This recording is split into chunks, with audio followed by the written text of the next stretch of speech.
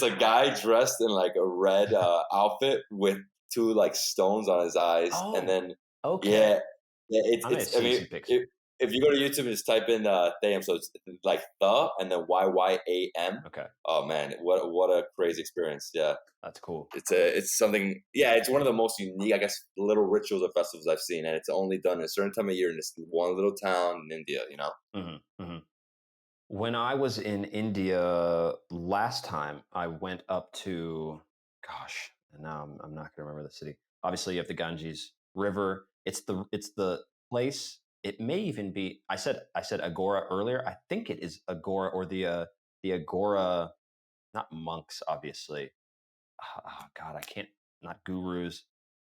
Man, it's where this is where they send their dead to have this ritual of burning the body and then putting it on the river. That's Varanasi. Varanasi, thank you. Varanasi, yes. So Varanasi, but now I can't remember the monks or I can't remember what they're called.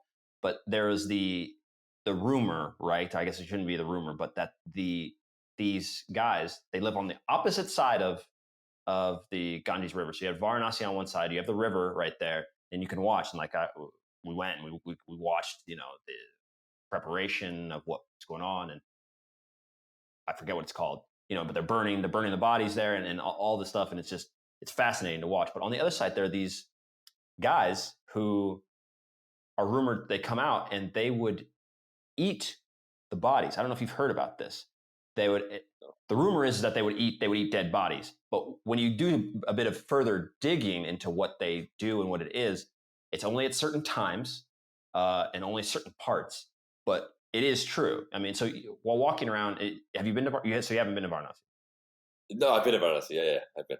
Okay, you've been. But yeah, on the opposite side over there are these guys, because we would see. You see these guys. They're some cannibals. Yeah. And so while we were there, we were trying to be like, all right, we got to meet one of these guys to sue. And so I would ask, the locals, and they'd be like, no, this is. We would point to like a guy who looks like he's in a meditative position, like sitting there. He's like, and like the guide people there, they're like, nah, he's a fake. Like, this guy's a fake one. He's a fake one. Nah, like, you're not going to run into them. They're over there. Like, you have to go, So, wow. But you mentioned some stuff about your business and what you guys are trying to do and kind of shift. What are you guys now? Are you guys offering things to people? Are you making a shift to like the public and trying to offer them something to sell? Or yeah, one of the biggest, I guess, things that I haven't done, which a lot of people do, is they get eventually into like some type of product or service, right? And I've always thought about it, because my main thing is that I almost don't do any sponsorships in my videos. I really want my stuff to be organic. I don't want to, have somebody dictate what these videos are about, right? So, I've been thinking about it for a while in terms of, I've sold like, my branded clothing and stuff, and I do sell, but it's nothing crazy because, personally, I mean, this is, they're buying a shirt. This is Davidsbeenhere. I mean, what's the point of that? So the next thing we're working on right now is actually a hot sauce. So it's very, very complicated to get it going because you literally have to go through somebody who creates hot sauce, and then it's get approved by the FDA, and then it's a process. So, but we are in it. We already have a name.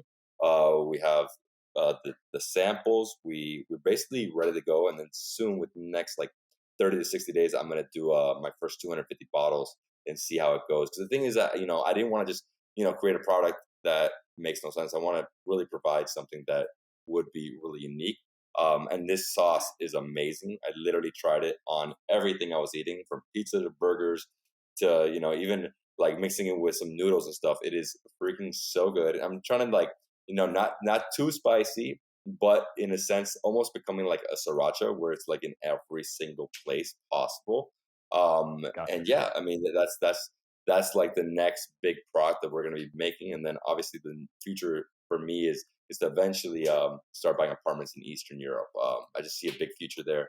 And that's basically to promote tourism and bring more of an economy to these places that really are, they're still undiscovered. People don't know about them. And I really want people to understand them more.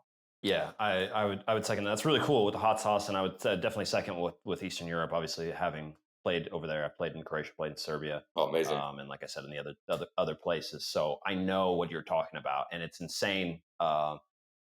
They, as a culture, and definitely because of the spread of what was, some socialist and communism as well. Mm-hmm.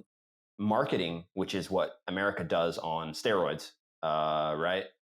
They don't have the same sort of mentality and same sort of push or drive for that.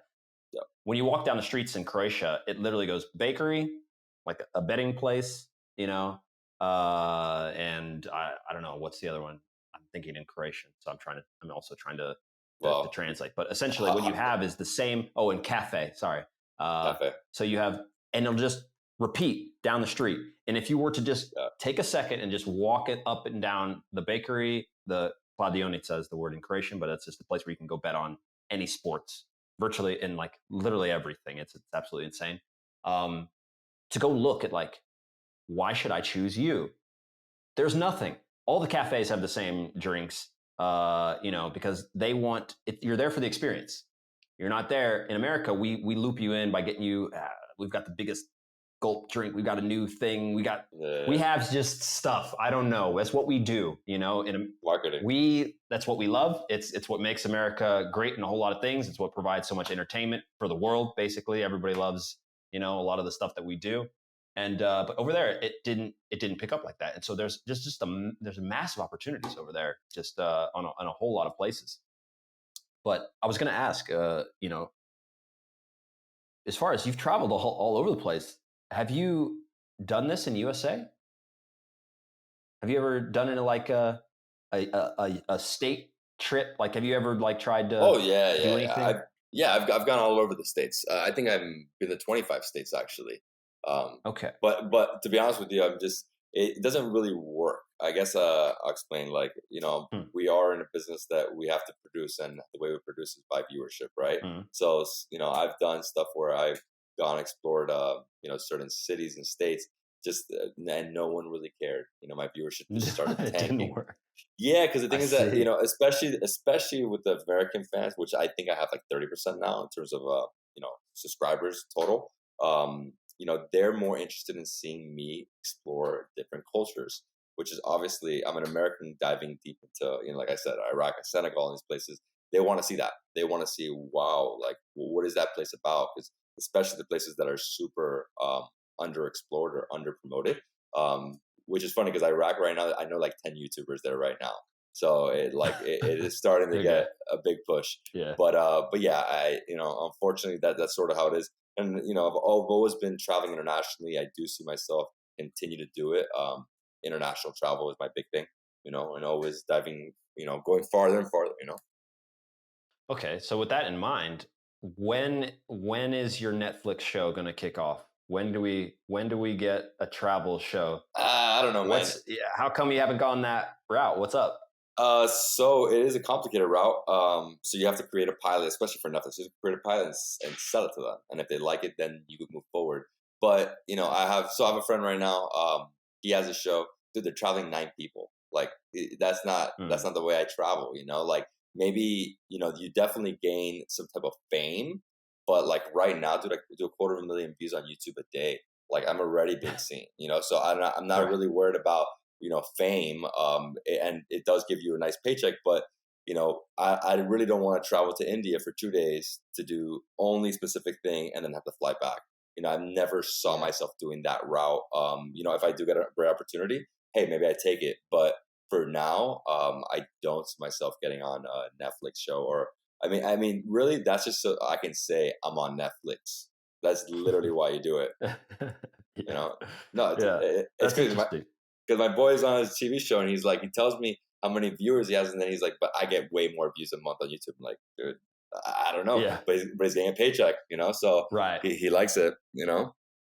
I mean, I get it. Yeah. And it's a difference between the paycheck, because we're in a world where we're in that weird bubble right now where there's still the massive amounts of institutional money over there in the spot where it's been in TV, where there's all that, but they can't ignore the fact that people just flock to YouTube, or, you know, and TikTok now as well, which they're saying, I read something the other day. It said kids are using TikTok as their Google.